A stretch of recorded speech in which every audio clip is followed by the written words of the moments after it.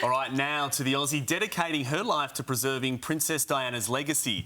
Originally from the Sunshine Coast, Renae Plant now houses one of the world's largest collections of the royals' personal belongings via an online museum. Yeah, this is really cool. It takes viewers on a journey through Diana's early childhood all the way to her tragic death, showcasing items the public have never seen before. And Renae joins us live in LA with some of those exclusive items this morning. Good morning to you, Renae. You've searched across the globe to gather nearly 3,000 pieces of Diana's most iconic artefacts. So let's start, say, with the most expensive piece of memorabilia, the black sheep sweater.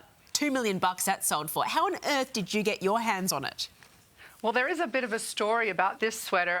Diana actually has two. There was one, I did some research, and there is a black sheep that faces the other direction. So there's a story behind this sweater.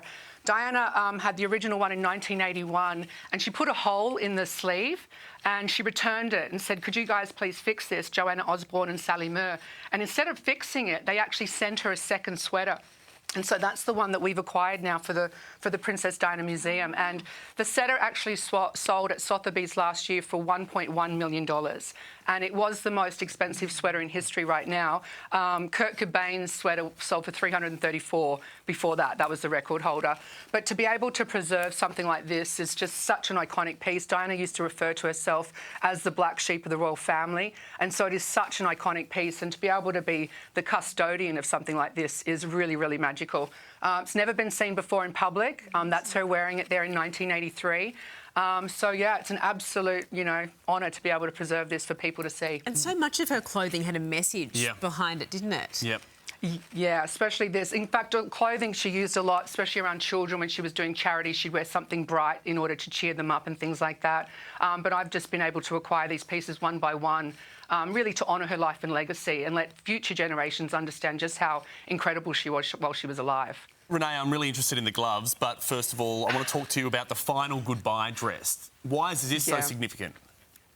This one is really special because it's actually, again, never been seen before. This is a Jacques Zazaguri dress, and I did an interview with Jacques when I was at Kensington Palace one year, and I said, "Do you have something really special?" And he said, "I have a dress that's been in a vault, Renae, and no one's ever seen it before." This dress, Diana went to his studio the day she flew to Paris, and she was fitted for it, and you can see on the back of there, the pins are still in the back of the straps there. And so sadly, she was supposed to come back for one more fitting and then never made it back, as we know. She actually died in Paris. And so when he retired last year, he allowed the Princess Diana Museum to acquire this dress. Really unique because it's a low cut. She would always wear dresses that were high cut to cover her breast area, but this dress was really low, as you can see, and it has a major big split right up to the top of her mid-thighs, something that she was going to, and it had a fantail at the back, so it would have let her legs really show off, how gorgeous her legs were. Yeah, it was kind of emblematic, wasn't it, of her breaking free from the royal family. Yes. Renae, you have some of the gifts Prince Charles gave to Diana, including a diamond necklace she donated to charity. Got rid of all those gifts pretty quickly. Look at this beautiful number here. This is a Butler Wilson. It's a costume piece, but it's Diamante's, and it is a gift from Prince Charles. He gave her this, and there she's wearing it in Canada. And this is a really incredible piece because, once again, it's never been seen before, and having jewellery that was once worn by Diana is really special indeed. And it was acquired with 14 other pieces on a letter. So after that Christie's auction where she raised $3.2 million to, give to AIDS charities, she also realised, I feel, the importance of giving her things away to raise money. And this was on a letter with other pieces donated. And she actually wanted to give these pieces to the person who won it. But obviously this was done 2 weeks before she actually died. And we're just blessed again to be able to preserve it again for people to see. What an amazing piece, what an amazing collection. And that dress that still has the pins in it as well. There's something quite haunting about that. So the plan is to now take that around the world and around the country?